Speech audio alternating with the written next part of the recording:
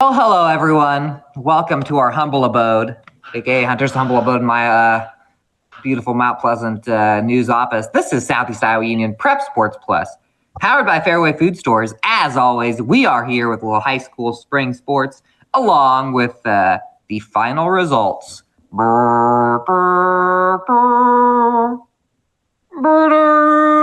our NCAA men's and women's tournament bracket challenges. The champions have been decided. Going to have statements from both of the champions, and we're going to do that first, and then we're going to get into spring sports. What should we start out with, men's or women's? Let's start out with the fellas, Hunter. You want to do the fellas? We're going to start with the fellas. I'm going to read the top 5. Oh, that's a different bracket challenge that I was in. I'm going to read the top 5 from the 2025 Prep Sports Plus Men's Madness, and we're going to find out who will be the person of the year until December 31st. Going to go backwards. 5th place, almost got second, picking Houston, was Samantha Holtkamp Moeller, Hunter's wife. And 4th place, she had picked Michigan State, but still got top 4, Sarah Kutzinger, my wife. In 3rd place, the highest picker of Duke, had his heart broken by that semifinal, defending champion Colin Stark. In 2nd place, representing the radio stations from KLJ, a Houston picker, Slayton Swords. And your champion with 470 more points than anyone else.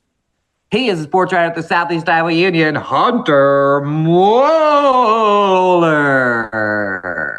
Hunter, congratulations. Thanks, man. I knew Florida, dude. I knew it. I knew they had it. All you needed to know. Maximum points in the semis and the finals. Hunter, why don't you're the person of the year until December 31st. Why don't you tell us how good it feels to be the champion of the Prep Sports Plus Bracket Challenge? It feels amazing, man. I mean, it was a long March Madness. I'm gonna miss it. It was fun to watch. Honestly, ranks up there pretty high with aside from the win. I'm just happy it was actually like a good.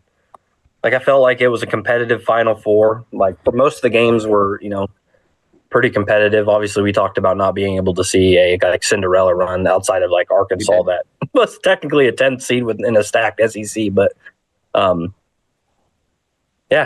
feels great to get the win. I'm just glad that it was. I'm glad it was a good national title, good Final Four. Feels great. It saved it a little bit, Hunter, the Final Four. How would you rank this year? Would you say this, as far as not just from your bracket, but as far as like as a year of college basketball, upper half or lower echelon? I think upper half for sure. Final Four. Because I mean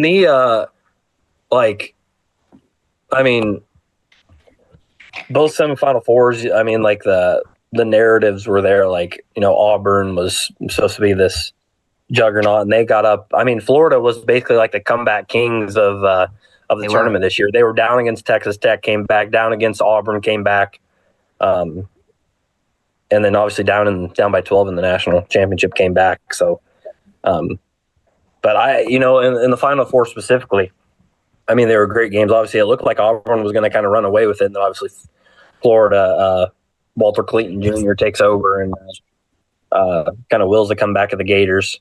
Obviously, Houston shut him down in the national championship, but 11 points in the second half. Another comeback for the Gators. And then obviously Duke Houston absolutely lived up to the hype. We talked about this in our group chat. Definitely a sell by Duke. You can't be scoring. You can't not have a field goal in the final 8 minutes of a basketball game. I think they didn't. They had. It was like a 21-8 run in the final. Like, what was it? It was like something crazy, like 21-8 run in the final, like 10 minutes or something like that. And Duke only had one field goal in the final 8 minutes, or the final 8 minutes in the game, which is absolutely crazy. But yeah, overall, I'd say it's definitely upper echelon of tournaments I've watched. We've had in past tournaments, there's been good national championships and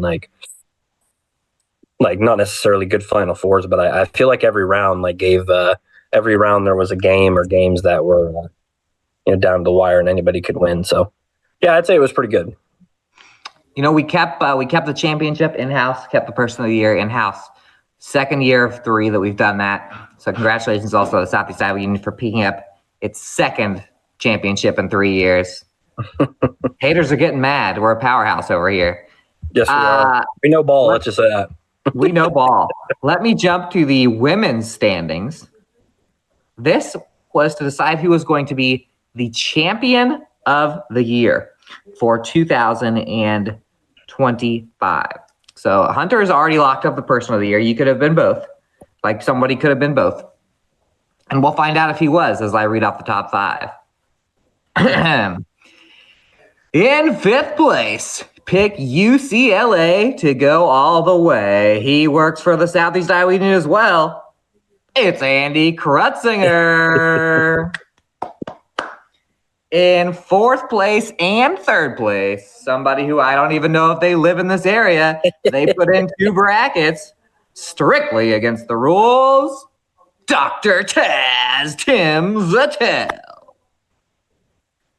In 2nd place, another heartbreaking loss for someone who could have been a double champion, representing the Washington boys basketball and golf teams. It's Colin Stark again. He picked South Carolina. Tim Zattel, by the way, picked South Carolina and UCLA. And the champion with 1,530 points, winning by 150. The only person in the entire thing that picked UConn. Sarah Krutzinger, my wife. When I look back at that bracket, I'm like, how is Sarah the only one that picked UConn? Yeah, no one else picked UConn, which is crazy. That was a crazy happening.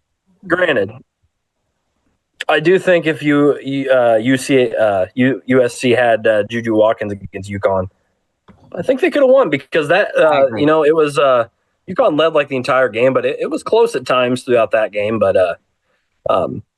yeah, we'll never know. And maybe I'm just saying that because I had USC. Maybe, yeah. You could have been a double champion, but I do have a statement. So I asked our champion, my wife. I saw your wife this morning, by the way. Gave her a nice little wave. Nice. Did you give her congratulations on the championship? Did she give you one? That's exactly what I thought about, but we were driving, so I just kind of was like, yeah. Asked by the Southeast Iowa Union, do you have a statement for the show today since you're the champion? Quote, not really. I figured that's what she would say. So there you go. Not really. Not really, but she was the champion. Congratulations to her. Congratulations to UConn. Once I got to UConn, South Carolina, I was just happy someone was going to lose. I guess I wanted it to be a blowout either way. I did not expect South Carolina to get dominated like that. That was insane. I wonder what the WNBA mock drafts are saying right now. To figure out our beloved Teaver don't even have a first round pick, but we don't need one. But where's the Paige Becker's? Where's she going? I don't even know who has the first pick, to be honest. Yeah, it looks like the Dallas Wings, and they're supposed to pick Paige Becker's. I gotta be honest, none of these girls are as good as Caitlin Clark. Did you see that Monica? What's her nut? Well, actually, I think her nuts in her last name. Monica. Yeah, it is. Good save. Monica McNutt, isn't it? Isn't it Monica what McNutt? a save. Monica McNutt, yes. Did you see what she said? Sparked a fire online. I don't know what she said something new. She said last week or something, or that the only reason Caitlin Clark is so big is because she's white. Oh, I saw that. Paige Becker's is white. Man, that sparked a fire online. I'm white. Am I big? Only because of the show. If it wasn't for the show, I'd be a nobody on the streets. whatever. There's a whole if you say anything about Caitlin Clark being the best, you just automatically you're going to get lit up on pretty much. You've experienced that. Yes, I have. Actually, I was going to say so I got sent from former shout out to Josh Dillon, former Fairfield Ledger sports editor when I was in Mount Pleasant. We had 3.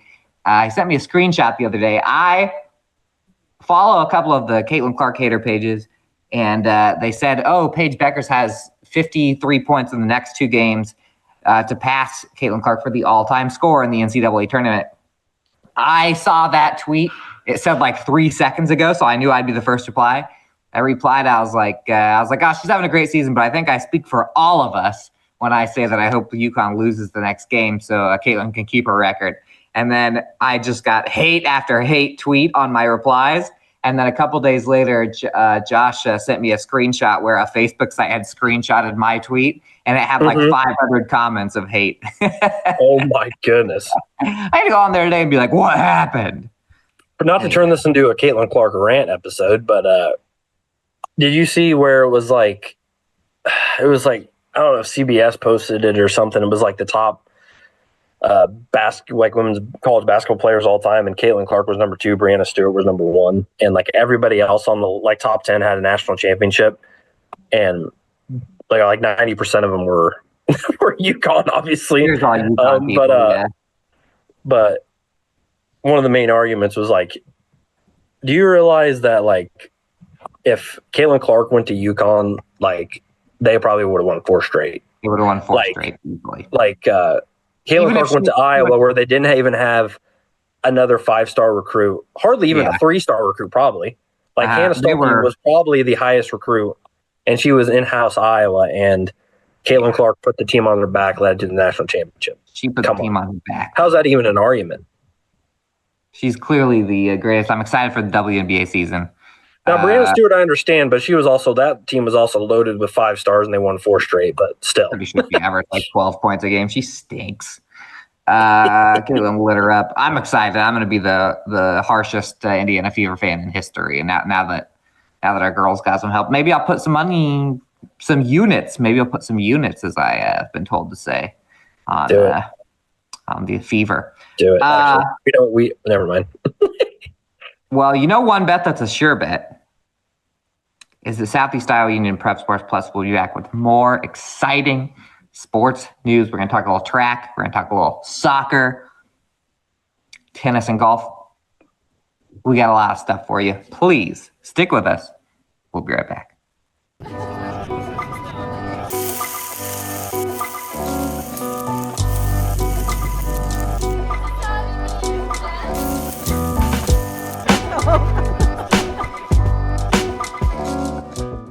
Introducing Hy-Vee Market Grill, where every meal is a delight. Start your day with our mouthwatering breakfast options and savor flavorful lunches with friends and family. Cap off your day with our delectable dinners. Hy-Vee Market Grill, where every moment is delicious. The Connie and Amanda team is dedicated to giving back to our community by actively engaging with our clients, businesses, and the public. When it comes to helping you find your next home, investment, or commercial space, the Connie and Amanda team is here for you. Washington County Hospital and Clinics, providing quality health care that puts you first. Whether during a hospital stay, seeing a primary care provider for wellness exams or sick visits, minor surgery to a total joint replacement, or recovering from an injury, we're here when you need us. More than you expect for your health care. Washington County Hospital and Clinics. Welcome back to Southeast Iowa Union Prep Sports Plus. We are official in our spring sports era on the Prep Sports Plus Eras Tour. But no matter what, we're always powered by Fairway Food Stores every single episode for like 2 years now. Fairway's got our backs. Yes, they do. On the back, though. Fairway Food Stores is the company, so they couldn't have a broken leg. But if they had a broken leg, they still put the team on their back, though. Like Greg Jennings. If they had a broken leg. Yeah, have you ever seen that YouTube video? Send it to you later. Greg, Maybe. Just Google Greg Jennings broken back. It'll come up. It's this dude playing, or broken leg. It's this guy playing Madden, and Greg Jennings broke his leg earlier in the game, and he subbed him in as receiver. And then he's just doing this really hilarious play-by-play of how he's put the team It's great. It's actually a classic, but you guys are probably too young for it. Toggle track, Hunter, you were at the land of Fairfield. Yes, I Gotta see was. the I was girls playing track. Fairfield last night. Little How girls did- track action. How'd the old Trojans get any champions from the old Trojans last night? Yeah, I go through. I got top 5 results Let's do it. here. As you mentioned, kind of a smaller meet in the Fairfield relays. Just 5 teams there. Fort Madison, Fairfield, Burlington, Oskaloosa, centrally finished in that order. So Fairfield second with 84 points. Fort Madison took the win with 120. 2 victories individually last night, and then 2 relays also got wins for the Trojans. Lily Bergeron takes the title in the 100-meter hurdles, and then Ireland Cranston in the 400-meter hurdles. So a little sweep of the individual hurdle events there. And then in the relays, 800 medley relay, which still throws me off. I just want to call that the sprint medley every time, but now people call it the 800 medley relay. Hate it. Which drives me insane. And now the distance medley is called the 1600 medley relay. But Hate it. anyway, so Fairfield wins the 800 medley relay. And then they also get the 4x100 shuttle hurdle relay win as well. Also have I'll just go 1 and 2 spots, and then they've got numerous 3rd, 4th, and 5th places as well. But in second individually, Bella Buckley in the 200 meter gets the spot there, and then 3 second place finishes in the relays in the 4x1, 1600 medley relay, and then also the 4x8. So pretty solid night.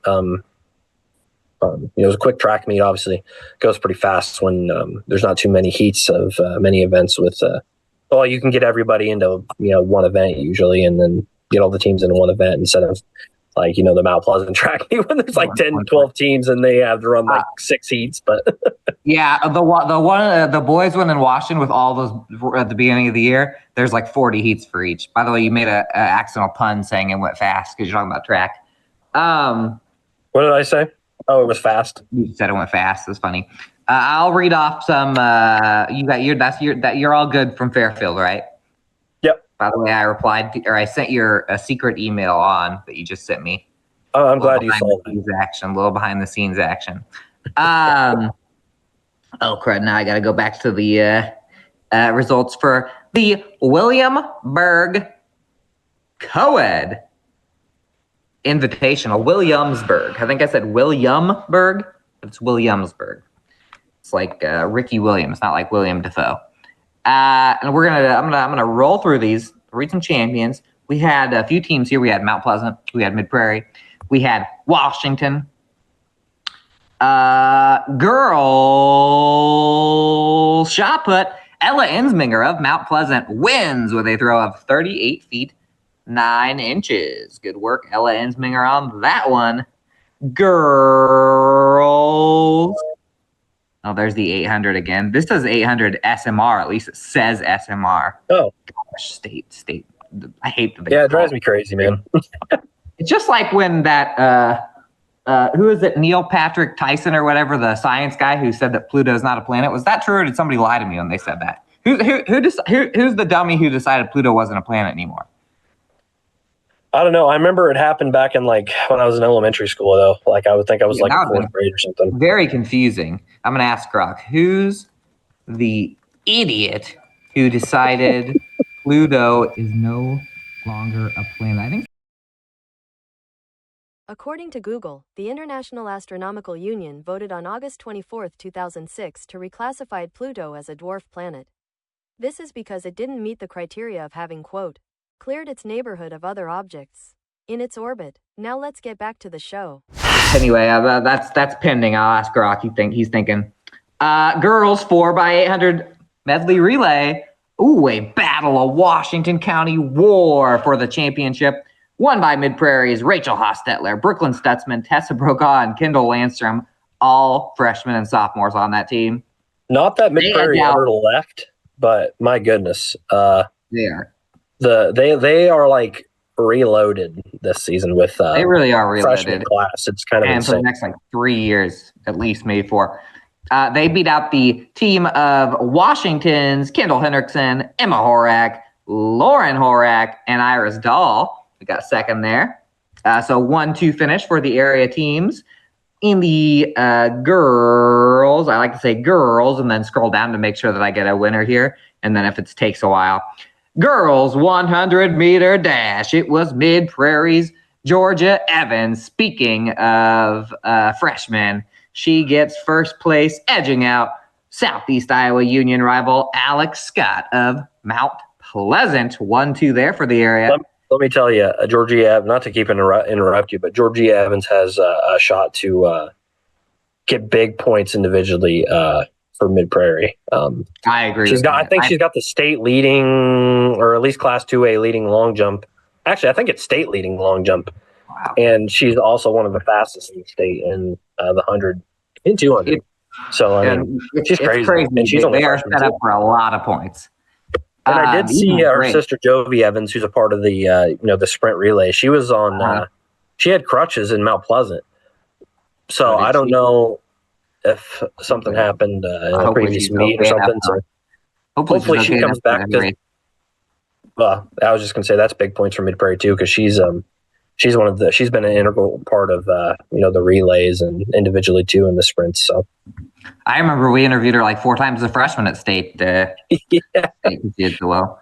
In the 1600-meter DMR, we just call it the distance medley relay. Mid Prairie's Miley Hirschberger, Sophie Miller, Ruby Miller, and Kendall Landstrom take the championship. Another win for Mid Prairie. Then we've got the nope, not the 4x2. We didn't get a winner in that one. No winner in the 100-meter hurdles. People are ruining my flow here. Thinking other schools. Prairie Cedar Rapids, that's not us. Two top threes in the 1500. Brooklyn Stutzman and Rachel Hostetler, second and third for Mid Prairie. And the girls 4x1 relay. Oh, it was a Union area clash, a Southeast area Iowa area clash, Southeast Conference area clash between a couple of real tough 4x1 teams. Mount Pleasant's Kaya Sanders, Alex Scott, Taylor Williamson, and Kinley White get the championship, just edging Washington's Layla Green, Leighton Messenger, Leighton Salazar, and Jaden Moore. Those are 2 stud 3A 4x1 teams. They'll be going at it a lot this year. So we got a win there for the Panthers.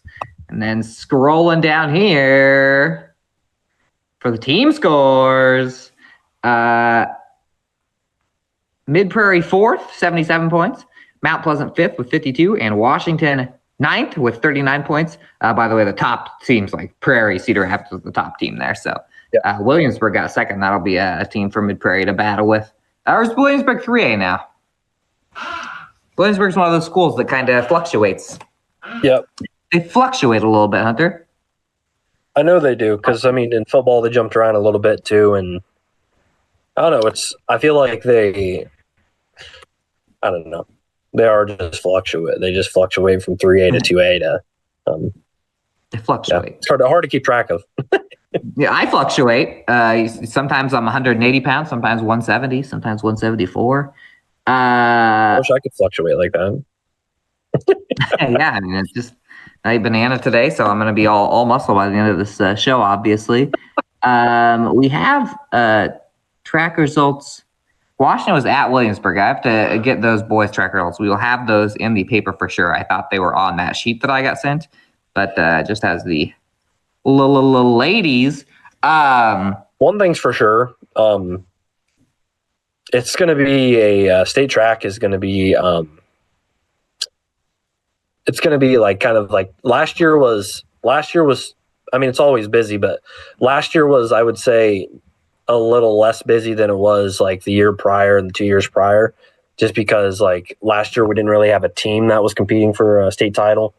And, the years prior we had like New London, Mid Prairie girls like in back to back. Well, it was like a 6-year stretch or whatever, more than that. But I feel like there's a lot of dominant individuals, even more dominant individuals this year, and a bunch of great relays. I mean, you've got the New London 4x1 and 4x2. I believe they're in the top 3 fastest times in Class 1A.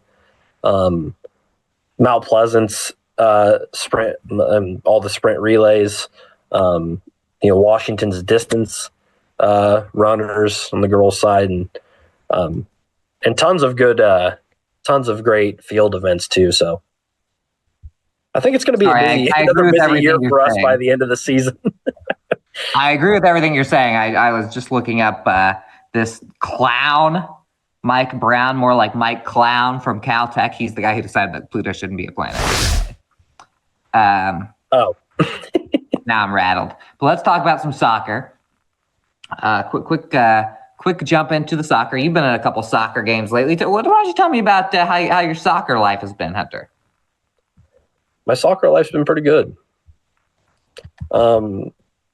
So last week, jumping back to last week, I guess, I got to see Mount Pleasant pick up a victory.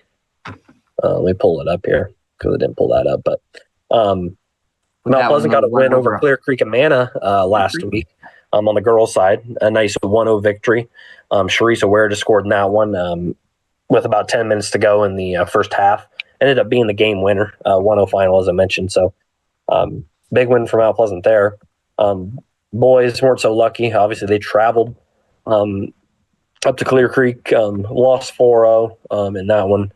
And then last night, I was over in Fairfield to watch the Trojans in their season opener and home opener, taking on Mediapolis.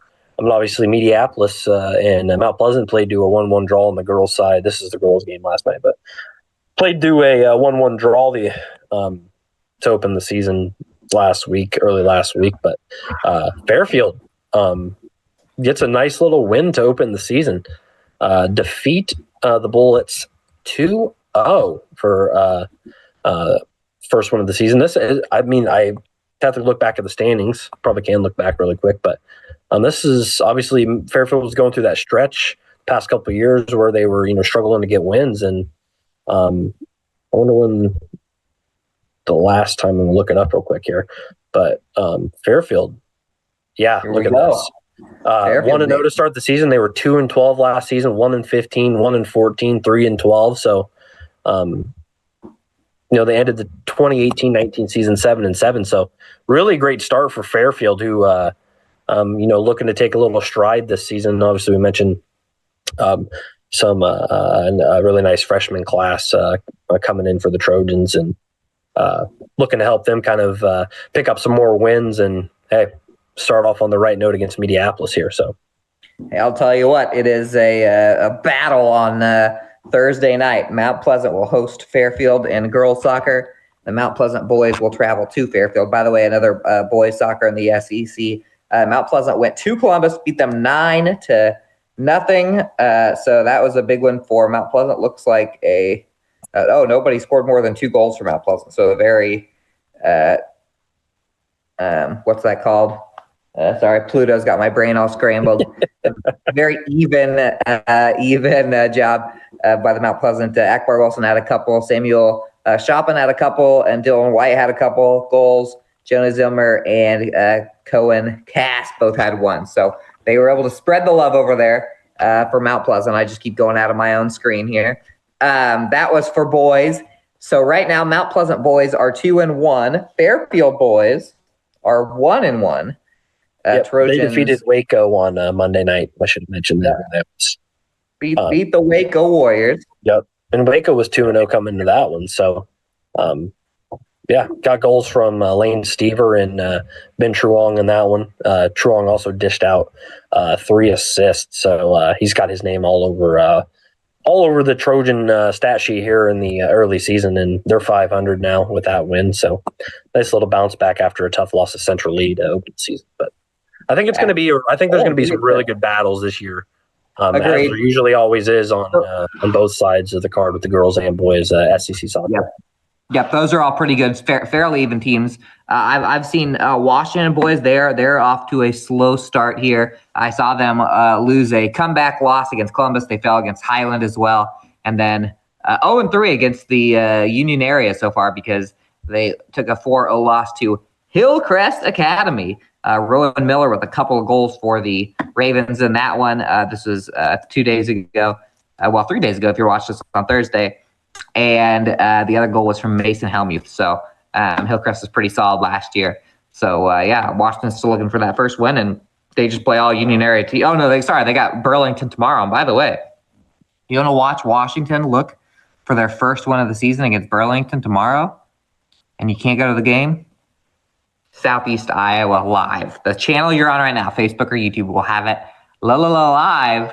It's my last broadcast, I think, of the soccer season. Got a ringer coming in.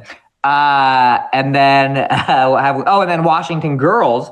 I've actually watched every single Washington girls game because they've been on Washington. They've been on Southeast Iowa Live every time. Demon girls beat. We talked last week about how they beat Columbus 2-0. They had a 3-0 dominant win over Williamsburg, and then in a wild one fell 5-3 against the visiting Oskaloosa Indians on Monday. That was a war of attrition. It was 4-1 at one point, got all the way to 4-3, and then Oski scored again. So, should be some fun ones. Washington girls play at Burlington as well. So, Fairfield versus Mount Pleasant, Washington Burlington in the SEC soccer slate today if you're watching this on Thursday. And speaking of stuff you're going to watch, we're going to run through the tennis and golf results after this commercial break. If you're watching Southeast Iowa Union Prep Sports Plus, we'll be back. Attention Hy-Vee shoppers, introducing Hy-Vee Perks, your ticket to exclusive savings and rewards. Access exclusive perks, prices, earn gas discounts, and unlock special deals. All this for free. Join Hy-Vee Perks today and start saving.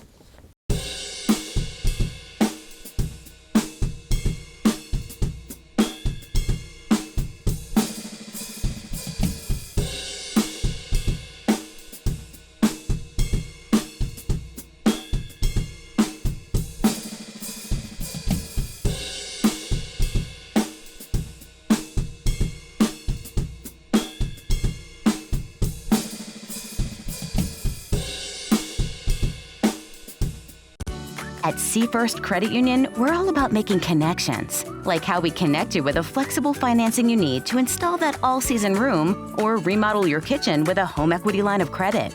Connect with Seafirst today and see why together is better. Bring the kids, share the memories, celebrate 75 years of traditions at the Midwest Old Threshers Reunion. Relive the magic of steam engines, antique cars, and trucks, tractors, gas engines, and horses. Whether it's your first visit or a cherished tradition, you'll enjoy the delicious foods, the thrill of an Old West shootout, and the excitement of nightly grandstand entertainment. For 75 years, this has been the place where memories are made at the 2025 Midwest Old Threshers Reunion, August 28th through September 1st in Mount Pleasant, Iowa. Visit oldthreshers.com for more details. In the heart of rural Iowa, where community matters most, the connections we make are made to last. Meet KCTC, your hometown internet, phone, and TV provider. At KCTC, we're not just about technology, we're about people. Our dedicated team are your neighbors, committed to bringing you top-tier services right where you live. We believe in giving back to the community that raised us. Experience the power of a real connection with KCTC. Join us in building a stronger, more connected Southeast Iowa.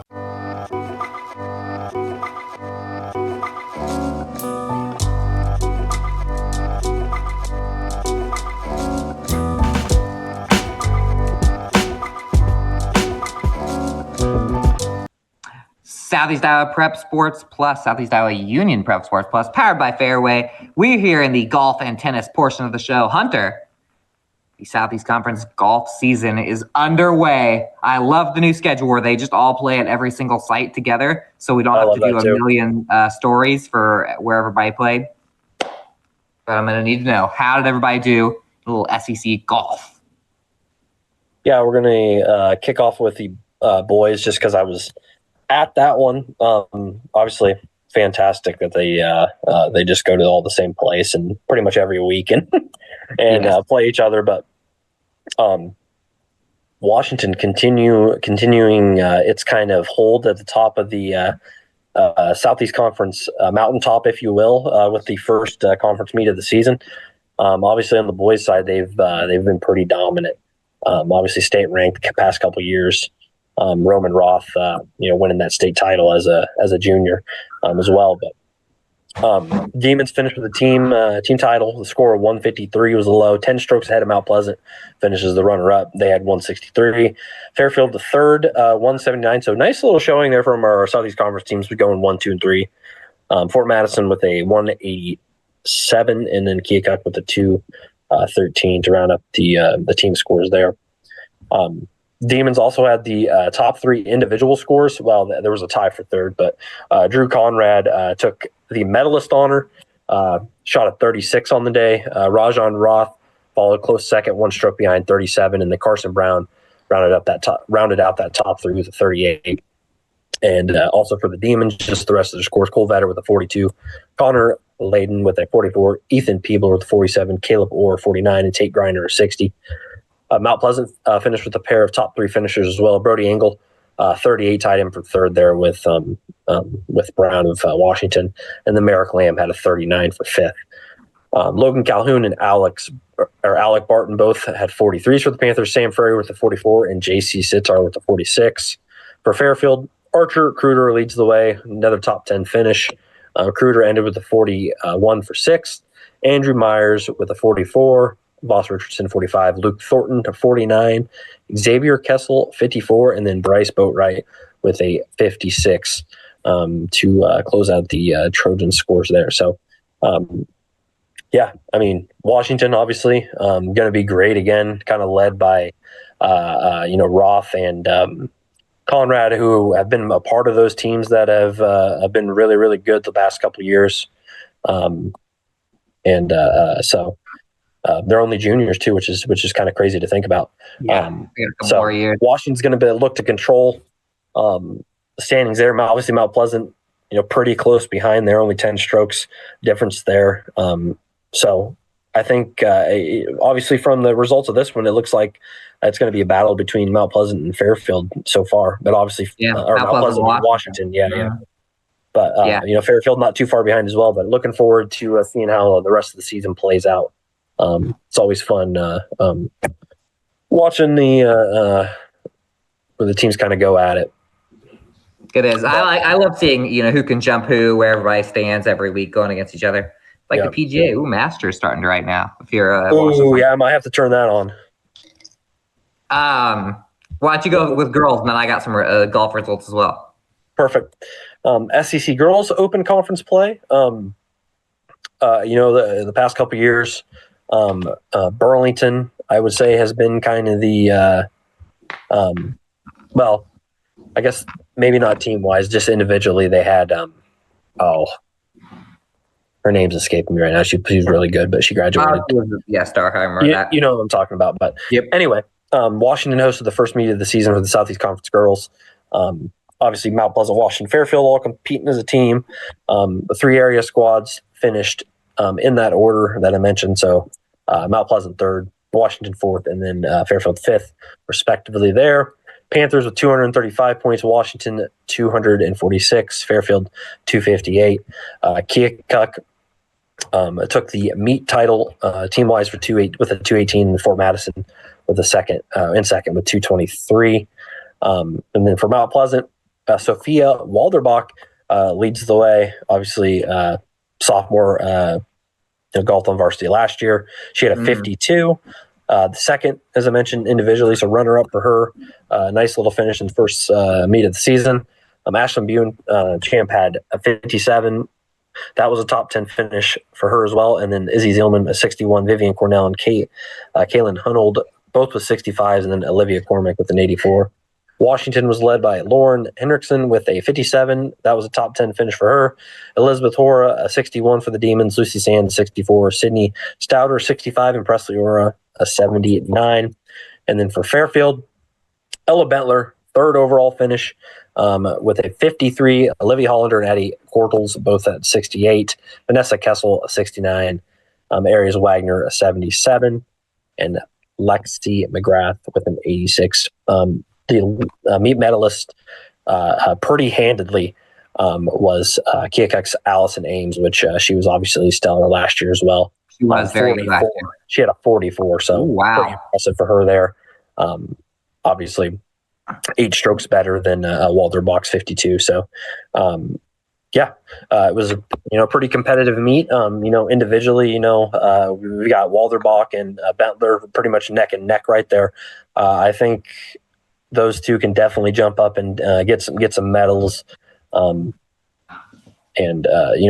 think the names we kind of see here at the top of the standings is kind of what I kind of expected from my just from how last year played out and kind of thing. So, we got a couple girls and handful of girls that can really get in the top of the standings throughout this season. So looking forward to seeing that. That'll be the big difference will be if they can keep Ames within arm's length of the other top girls, because other than that, all the teams in the SEC girls are pretty tight. Remember last year it was just like a crapshoot to see who would be in front of anybody. Right. We did have some teams that went to Burlington for the Nike Invitational on Monday. Going to read those off. On the boys' side, Winfield Mount Union. They got a real tough team this year. They scored a 319 to become our best area team. They did lose to Central Lee, Super Conference rival Central Lee, but our best team of the group. I'm just going to do the top. I'll just do the 4 scorers for each. So Justin Kniper and Connor Kinderberg, 76 and 79, respectively, and Cody Milks and Nick Sparrow both an 82 to score for Winfield Mount Union. Second best team there for us was the Mount Pleasant Panthers. Brody Engel with a 77. Alex Spartan with an 82, Logan Calhoun with an 84, and Merrick Land with an 85. Van Buren County ended up with a 355. Leo Urak was number 1 for the Warriors with an 81. We have an 89 from Will Cockrell. We have a 92 from Joe Debner, and we have a 93 from Aiden McEntee. So that's Van Buren. And then Highland went with 3. They only had 3 golfers. So they ended up with this isn't right, it says 118, but basically they didn't have enough to score. But Isaac Giesman had a 118. That was his top score individually. Tyson Grout, 121, and Riker Miller, 135. Maybe that's why it says 118 in the results there, because all that mattered was their individual scores. And then on the girls' side, returning state qualifier, the Highland Huskies take this one, a 382 to win this meet by quite a bit here. In fact, that's 18 plus 12 is 30 strokes over Fort Madison. So this is going to be a really good team, especially because these top 2, Emerson Schultz with an 81, Addison Prossman with an 84, Alan Cross with a 102, and then actually there's a tie for 4th between Joskin Prossman and Autumn Guzman for Highland, 115. So they all got their names set on the old Southeast Iowa Union Prep Sports Show because they only had 5 golfers there. Van Buren County, 428. Sophia Urak led them with a 99. Tessa Sayer with a 106. Keely Duncan with a 109. And Callie Kratt with a 114. A lot of familiar names there from the basketball court. Moving over to the golfing greens. And then we had the Mount Pleasant Panthers. They end up scoring a 432 just behind Van Buren County. Ashlyn Beauchamp actually leads the way this time for Mount Pleasant with a 102. And then we got 110s each from Sophia Walderbeck, Vivian Cornell, and Izzy Zellman. And WMU, much like the Highland boys, WMU girls did not have enough to score, had 2. Both girls, Kelly Milks and Ashlyn Bender, went for 113. Speaking of Bender, by the way, speaking of the Bender family, real quick, Mason Bender of Hillcrest Academy, we did a story on him about being on the scout team for the Iowa Hawkeye women's basketball team. There was clips coming out yesterday. Wasn't that Grant? Or am I? Oh, Grant. Sorry, did I call him Mason? Yeah. Yeah, Mason's still in high school. Grant Bender. He was. We did a story on Grant last year, helping out with he was on the scout team that the women's basketball team would play at Iowa, and clips from their practices coming out. I'm trying, but it's grainy, so we have to look, and I'm trying to figure out where he is on that. See what kind of defense he's playing on. Anyway, that just I saw Ashland's name, and that reminded me of all that. So that is it for golf. We've got, So much golf coming at you guys. So much everything every single day. We also had a little tennis. Now, remember, everybody, that we only have a handful of tennis teams. Maharishi didn't play the other day. Maharishi only has girls. So I'll go. I'm going to start with an SEC battle between Fairfield and Fort Madison. And I'll tell you what, the Fairfield Trojans are looking pretty darn good. The boys won 9-0 over Fort Madison, and the girls won 9-0. And there were not very many points on the boys' side. Only 4 points went to Fort Madison in the entirety of all of the singles and doubles. Rumen Luau swept in number 1. Han Wang swept in number 2. Bo Zhang only dropped 1 point in number 3. Ethan Cass won 6-1, 6-2. Nico Emerson swept at 4. Chase Johnson swept at 5. And then on the girls, Pujita Mukadam swept at number 1. Natalie Steele swept at number 2. Soraya Yamanar swept at number 3. Emma Wendland swept at number 4. Marianne Duncan, 8-2 at number 5. And Faith Jones won 8-1 at number 6. And then in doubles for all of those, for the boys and girls, just complete blowouts. So completely dominant from Fairfield over Fort Madison in tennis in round 1 or game 1 of the season. Mount Pleasant boys were pretty similar. They went to play Davis County on the road, and they only needed 3 players to play. They actually ended up having 5 kids play because they had 3 play singles and then 2 play doubles. But a complete sweep for the Mount Pleasant boys. In singles play, Sawyer, Fulton, Dane Cook, and Max Heater all dominate. Cook and Heater went 8-0. Fulton went 8-1. And then everybody else won by forfeit. And then the doubles team of Elijah Reinders and Lou Schimmelfliegen goes 8-0. This is about year number 8 that I just see the Schimmelfliegen name and I say it as fast as I can. Yeah, just make sure I don't screw it up. And then the girls actually fell. Mount Pleasant girls fell to a really tough Davis County team. They dropped that one 7-2. Everybody lost on the singles except Bethany Drury. He won the number 1 singles match, so that's a pretty good sign. She won 8-6. Audrey Richmond, Helia Crane, Zoe Carlson, Leela Cook, Hannah Villaplaza, and did I just say 5 names? They all fell in singles. I think I did. And in doubles, losses from Drury and Richmond and Crane and Carlson, but a win as Cook and Villaplaza win the number 3 doubles match. 9-7 went into extra sets there. So there we go. 1-1 are the Panthers. Boys 1-0, girls 0-1. Fairfield 2-0. We got, you're going to be seeing a lot of tennis. You're going to be seeing a lot of us at the tennis meets, the soccer games, at the track meets, at Subway, at Walmart, at our houses. And then it's like, dude, why are you following me everywhere? That's pretty much it. Do we have anything to add, Hunter? I don't think so. Really just spring season, man. They're now in full swing. I feel like this season is like one of the fastest too. I don't know if that's true or not. That's just how I feel. So Ben Oberman over at Washington the other day at the soccer game asked what I like or which season I like best, I think. And every season has its pluses. The biggest plus there's 2 pluses for spring season for us. 1, you get home and it's daylight. 2, especially when you have kids like we do, that's huge. And 2, usually, especially after we get our ringer in for the broadcast team, we're covering like 4 things at once. And so I'm running over to a tennis meet. I know I'm only going to be there for like 15 minutes, take some pictures, talk to the coach, talk to some player, just goof around, eat some nachos. And so that's like half the time we're just running around. So podcasts and music, like blasting it in my car with the windows down. Explicit. Anyway, I don't know what I'm going to say anymore. I hate that guy who made Tuna Not a Planet.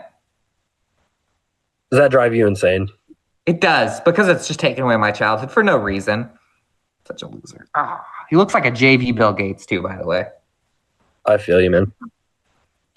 Did you just say a JV Bill Gates? He looks like a JV Bill Gates.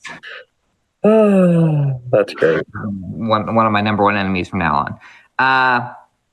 Happy birthday to producer Peter from a couple days ago. 23, almost old enough to rent a car. I think you have to be 24. I don't know. And It's crazy. yeah, you used to be able to rent a car at like 21. Yeah. And I feel like Peter. now they make you. It's like gotta wait. Apparently, It's weird because we hadn't mentioned Peter so far, and we did read all those top fives for the college basketball standings. right? I remember mentioning him. Unnecessary shot at Peter. We'll be back. Love you guys. We'll be back. When will we be back, Hunter? Next week, we'll see you next week.